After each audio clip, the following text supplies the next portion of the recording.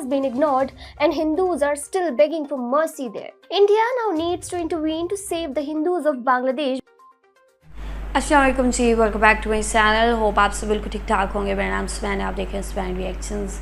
तो जी आज हम बात करेंगे बांग्लादेश के हिंदूज़ की, और यहाँ पे इंडिया को जो ऑब्जेक्शंस होते हैं इंडिया की जानिब से, जिस तरह बांग्लादेश के बारे में बात की जाती है कि जी हिंदू बिल्कुल सेफ़ नहीं है बांग्लादेश में। कोई भी इंसिडेंट होता है, कोई भी ऐसा वाक़या होता है जिसमें हिंदुओं को निशाना बनाया जाता है, तो उसको लेके जो है इंडियन मीडिया पे दिन रात रिपोर्टिंग की जाती है कि बांग्लादेश में जी ये चीज़ हो गई है, ये चीज़ हो गई है, अब हमें स्टैंड लेना चाहिए बांग्लादेश के हिंदुओं के लिए।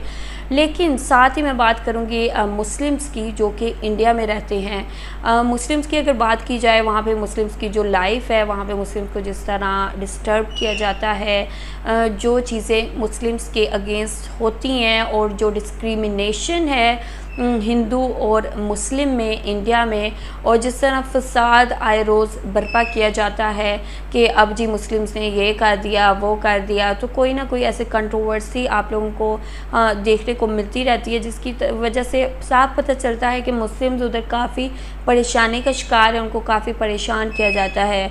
लेकिन इंडिया किसी तौर भी बांग्लादेश में जो इंटरफेरेंस है वो करने से बाज नहीं आता। उनकी जानिब से कहा जाता है जी जो बांग्लादेश के हिंदू हैं, जिस तरह मुसलमान कहते हैं कि इंडियन मुस्लिम्स हमारे ब्रदर हैं, तो इस तरह हिंदुओं को लेके जी काफ़ी कंसर्न रहते हैं कि जो बांग्लादेश में हिंदू हैं वो सेफ़ हैं या नहीं सेफ़, तो हमें अगर वो अनसेफ़ हैं तो हमें ये कर लेना चाहिए, वो कर लेना चाहिए। और बांग्लादेश में जी पूरी तरह हमले और कब्ज़े की भी बातें की जाती हैं। एक दफ़ा फिर इंडियन मीडिया की जानिब से ये प्रोपेगेंडा स्टार्ट कर दिया गया है और कहा जा रहा है कि अब जो हालात हिंदुओं के बांग्लादेश में हो रहे हैं, जो चीज़ें हिंदुओं के ख़िलाफ़ बांग्लादेश में हो रही हैं, जितना परेशान हिंदुओं को किया जा रहा है बांग्लादेश में, उनको लेके अब इंडिया को स्टैंड लेना होगा और इंडिया को वो चीज़ें करना होंगी जो उन्होंने कभी नहीं की। और इस चीज़ को लेके जी इंडियन मीडिया जो है सबसे बड़ा प्रोपेगेंडा फैला रहा है, और यहाँ भी इंडियन मीडिया की जानिब से कहा जा रहा है कि अब ठीक है, इंडिया को बांग्लादेश में इंटरवेन कर ही लेना चाहिए। ठीक है, सो इस टाइप की बातें की जा रही हैं। अभी ये रिपोर्ट मैं आप लोगों के साथ शेयर करूँगी। इंडियन मीडिया की ये रिपोर्ट है, रिपोर्ट आप लोगों ने पूरी देखी है। यहाँ से आप लोग अंदाज़ा लगा सकते हैं कि किस तरह इंडिया बढ़ चढ़ के बांग्लादेश में इंटरफेरेंस करता है, लेकिन साथ ही अगर कोई भी ऐसी चीज़ इंडिया में होती है तो बिल्कुल भी वो एक्सपेक्ट नहीं करते कि बांग्लादेश इंडिया के मामलात में इंटरफेयर करे। यहाँ तक कि बांग्लादेश की जानिब से भी ऐसा कोई स्टेटमेंट सामने नहीं आता कि इंडिया ऐसी कोई चीज़ कहे। समटाइम्स शेख हसीना अच्छा स्टेटमेंट दे देती हैं, स्ट्रॉन्ग स्टेटमेंट जारी कर देती है, लेकिन मोस्टली बांग्लादेश की जानिब से खामोशी अख्तियारी की जाती है। अभी ये रिपोर्ट मैं आप लोगों से देखूंगी, इंडियन मीडिया की ये रिपोर्ट है। रिपोर्ट आप लोगों ने पूरी देखते हैं। वीडियो देखने से पहले अगर अब तक आप लोगों ने मेरे चैनल को सब्सक्राइब नहीं किया हुआ तो मेरे चैनल को जल्दी से सब्सक्राइब कर लें, बेल आइकन को क्लिक करके ऑल पे क्लिक कर दें ताकि मैं जब भी वीडियो अपलोड करूं आप लोगों को लाजमी नोटिफिकेशन मिले। सो चलते हैं, देखते हैं video, let's go. We have had enough of it. Hindus have had enough of it. India has had enough of it. Thus, it is time for an intervention by the Indian government, and our External Affairs Minister S. Jaishankar is capable of it. Hi and welcome to TFI English, the national socio-political analysis arm of the TFI Media Group. I'm your host Tanya, and if you haven't subscribed to the TFI English yet, please hit the subscribe button and also click on the bell icon to receive all the recent updates. Coming back to the story, in this video I am here to tell you why India must intervene in the Bangladesh matter, because frankly it's too much now. Islamophobia exists, Hindu extremism exists, hyper-nationalism exists too. What does not exist is Hinduphobia. What does not exist is the oppression of Hindus. This is exactly the reason why the violence against Hindus in Bangladesh has been ignored and Hindus are still begging for mercy there. India now needs to intervene to save the Hindus of Bangladesh.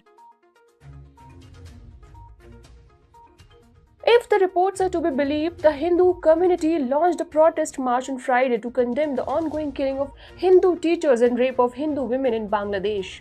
The Bangladesh National Human Rights Commission ordered the Home Ministry to investigate the attacks. The NHRC also asserted that violence in a secular country is not acceptable under any circumstances. It is pertinent to note that the protest erupted in the wake of attacks on Hindu minorities amid rumors of alleged Facebook post maligning Islam. On July 15, homes of Hindu minorities were set ablaze in the Sahapara area of Lohagara, Narail.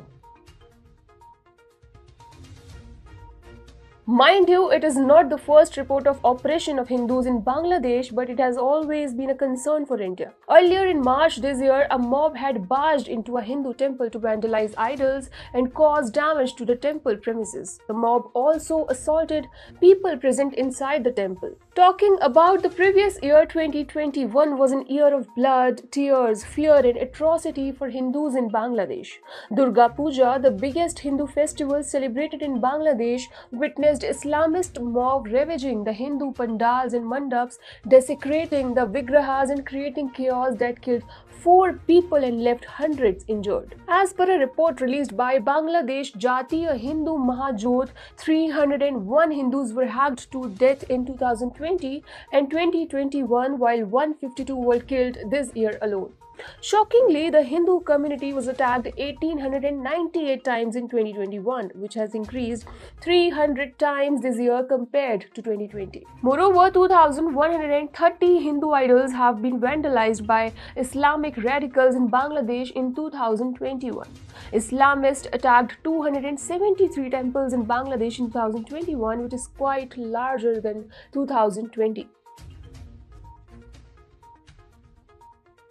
Let's be honest, it is true that Bangladesh and India share close bilateral ties, but religious tension has sowed mistrust and hurt the relationship. Moreover, it is Bangladesh that needs India on its side to survive, as it is dependent on India for exports and imports. India, on the contrary, has risen to a level, or I would say has made itself self-sufficient in such a manner that any move against Bangladesh will hardly impact the nation. Now that Hindu population is being massacred in Bangladesh, it is time for India to reach a conclusion and step in with a decision to teach the former a lesson of their life. Yes, CAA and RC is an effective solution and will help India to save the community for sure, but it needs to be noted that it is a long-term solution. What India needs now is a short-term solution, which is nothing but intervention. The intervention from India's External Affairs Ministry. There needs to be a strongly worded statement to Bangladesh, for which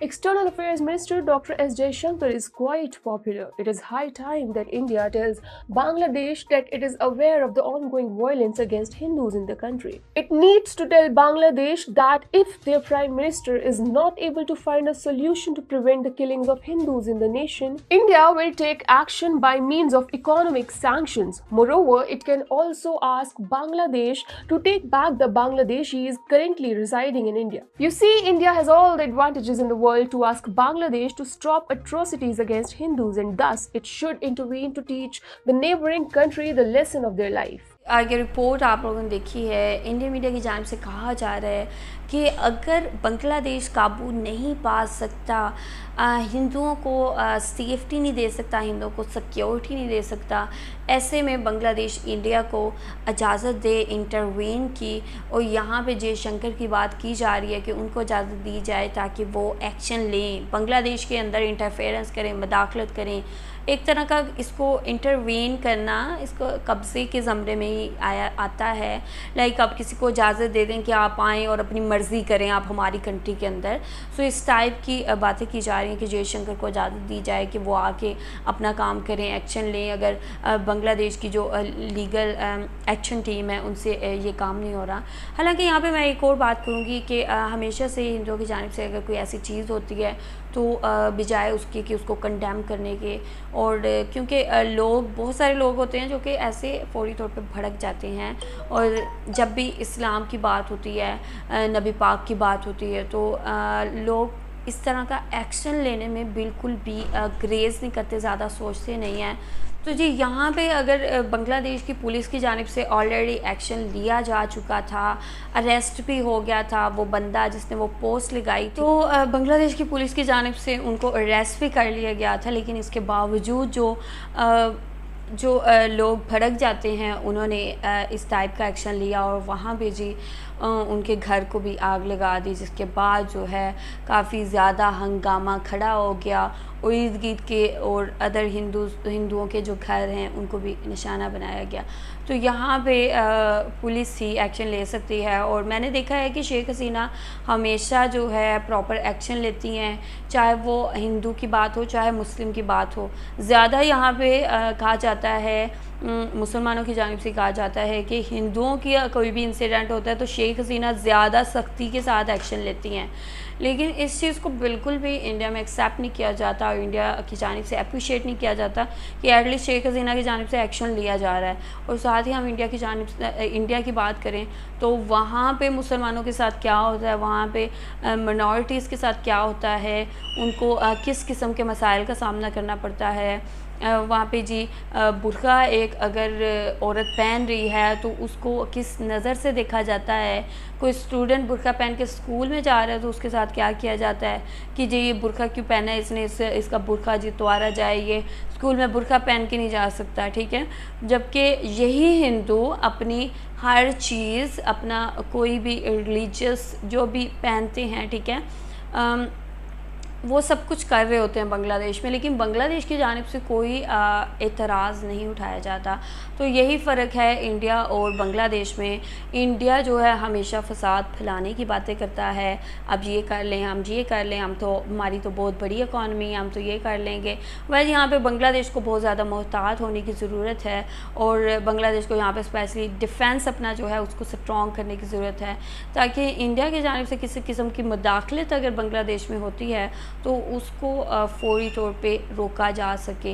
ये India एक ऐसी country है जो कि किसी किस्म का भी कोई भी एक्शन बांग्लादेश के ख़िलाफ़ ले सकता है, क्योंकि वो बांग्लादेश को कमज़ोर कंट्री समझते हैं, ठीक है। और क्योंकि इंडिया के पास एक बड़ी फ़ौज है, इंडिया के पास जो ज़्यादा पावर है, डिफेंस पावर उनकी स्ट्रॉन्ग है, इसी एतबार से जी बांग्लादेश को हमेशा दबाने की कोशिश की जाती है और कहा जाता है कि इंडिया को इंटरवेन करना चाहिए, बांग्लादेश पे कब्ज़ा कर लेना चाहिए, बांग्लादेश के अंदर अपनी फ़ौज लेके घुस जाना चाहिए, ठीक है।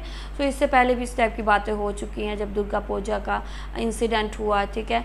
आप लोगों को भी अच्छे से याद होगा। वेल, आप लोगों का क्या कहना है, आप लोग इस सारी इंसिडेंट को, इसके बारे में आपका क्या पर्सपेक्टिव है।